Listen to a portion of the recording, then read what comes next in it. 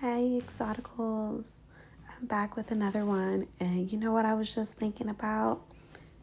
I was thinking about how some unambiguous dark skinned black women will always have relationships problems. And it's not because light skin or biracial or mixed women are around. It's really deeper than that. It has nothing to do with us. It's because most of them are male centered and their male counterparts, for the most part, have given them a bad rap. They have talked about them online and offline very harshly, degraded them, and exploited them. And that has nothing to do with us as mixed women. Their reputation in the media is very bad, and some of them have embraced that image of, you know, that loser energy, like they're always in a bad place, and that has nothing to do with us.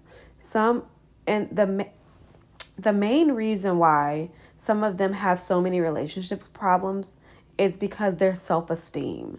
Their self-esteem is so low that they'll accept anything, and that really brings out the leeches, the roaches, the ants, and all the other nasty bugs. When you have low self-esteem, you'll accept anything, the bare minimum. Somebody just coming over at night and you can't contact them during the day. You'll accept very low grade relationships because your self-esteem is so low. You'll actually even call yourself ugly and other disparaging words because your self-esteem is low. And that has nothing to do with us mixed women because your self-esteem is low. A lot of times people say, oh, you're mixed or light skinned. You got your self-esteem from the media or from other people. Sweetheart, I got my self-esteem from myself. I built myself up.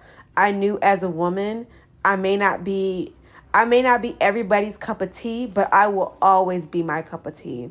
And that's what a lot of mixed women, light-skinned women, and biracial women have, is that internal self-esteem about caring for themselves. And I see that slacking in a lot of unambiguous dark-skinned black women. That's why they make videos saying that I'm at the bottom.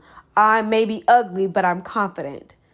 That's your own internalized low self-esteem. And if you're watching things that make your self-esteem even lower, you have to turn that off. If you're around people that disrespect you and do not value you're making your self-esteem lower. Not the mixed girl that's getting praised, but you are, because you're remaining to stay around those people. So remember, mixed girls, light-skinned girls, biracial girls, you need to stay away from women that always have relationship problems, especially with men. They always are complaining about something, but they refuse to do the action to change it. They'd rather just keep calling you, talking to you about this situation instead of changing it, or calling you, having a pity party instead of actually putting in the work to change it.